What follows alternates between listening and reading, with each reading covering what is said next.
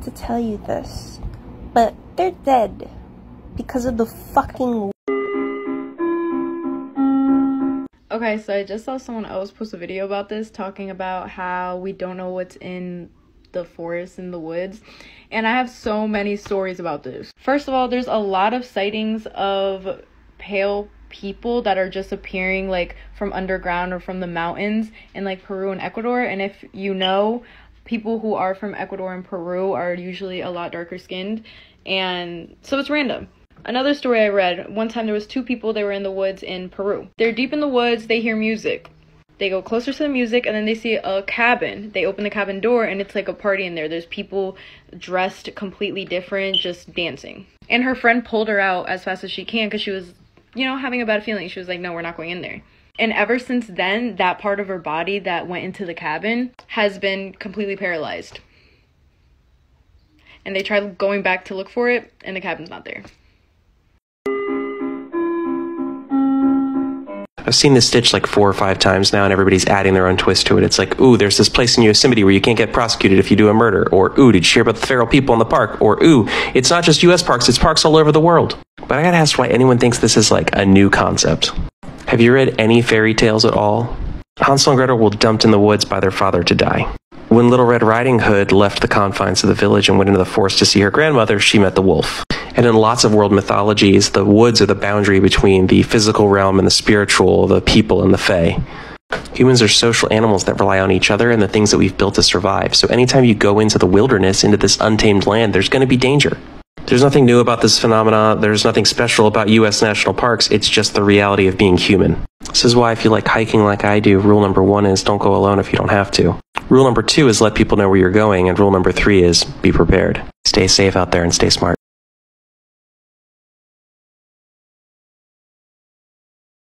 Alright, y'all. If I need to address this.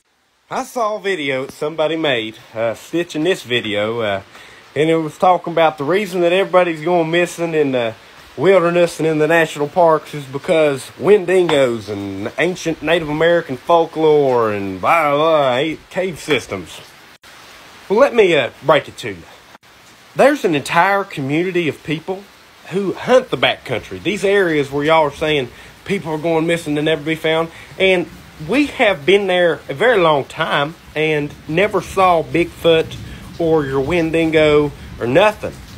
That's right, no giant monkeys and no wizards in the backcountry. So when these people go missing in the Tetons or in Yellowstone or wherever, and they can't be found, it's not because a mythical Wendigo or a cave system got them. It's because they are in little chunks like that, in piles about yay big, spread across the mountain range in piles of grizzly shit. That's right, grizzlies. The real Bigfoot. People just think, oh man, I'm gonna go on this lavish little mountain hike here to the top of one of the peaks there in the Tetons, and then they slather themselves up in bacon grease and camp next to their food supply, and next thing you know, they're on headline news because they can't be found. I know a couple of y'all gonna be like, oh, well, not all of them got ate by grizzlies, and that's true. I'd say it's a very, very, very small number of them did.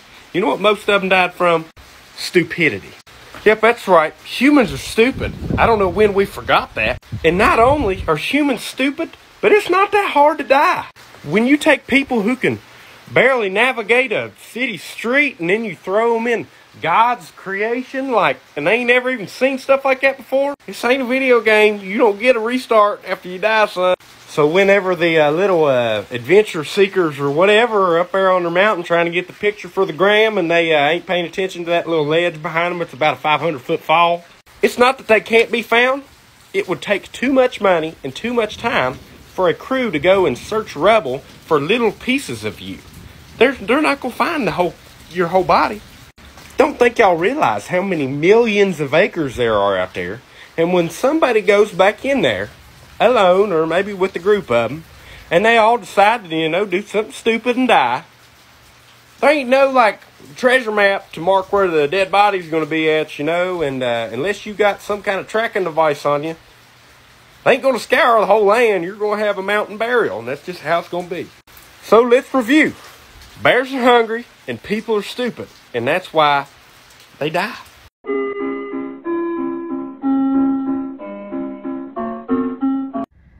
I hate to be the one to tell you this, but I've got 2 reasons and 2 answers for that. Serial killers and cannibals. And America's full of them. Yay!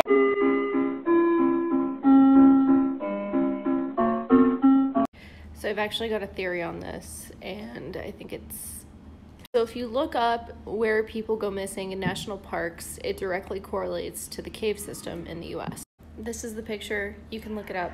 It's a real thing. And I know you all have seen those videos about cannibals being in the woods, and they're just being feral people that are out in the woods. I kind of think that there is a community of those people, and they take people when they can, and I think the Sasquatch sounds that you hear in like Missing 411 and like those Sasquatch videos where it sounds like something's howling but they're not sure what. I think that's their way of communicating to each other to let each other know who is where. We've never seen Bigfoot, we've never seen a Sasquatch before, but we found the clothes of missing people 100 yards away from where they were originally taken. You know where this started to sound familiar from?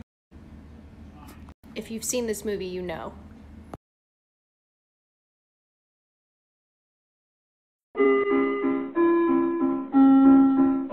So I love David Paulides' series of Missing 411, where it just talks about how people go missing in national forests all around the world. And my kind of take on that is, if you think about it, every culture across the entire planet has fairies in some way, shape, or form. And every place that there's lots of trees and forests and stuff, historically would have been associated with the fairy folk. And in pretty much all fairy legends, they talk about how fairies will just kidnap people, or you'll accidentally wander through like a portal and end up in their world and just never come back and just disappear without a trace. So if you think about it, it just makes sense. You're wandering through the forest, you hear a noise, you follow the noise, you disappear forever. The fairies are responsible for this. Hi, I'm a folklorist, and one of my heavy focuses is actually on North America. Of course, people going missing is pretty awful and really unnerving all by itself, but we have figured out why they go missing. It's not under mysterious circumstances. However, people have been going missing from those areas all the time. So there's all sorts of stories about those areas, typically speaking. So if you look up the folklore in those national parks or any kind of stories, you're actually going to find some really cool stuff. The short version is, I really hope that it's a little less unnerving knowing that it's people who are ill-prepared. But hopefully now there's some really cool stories for you to look up.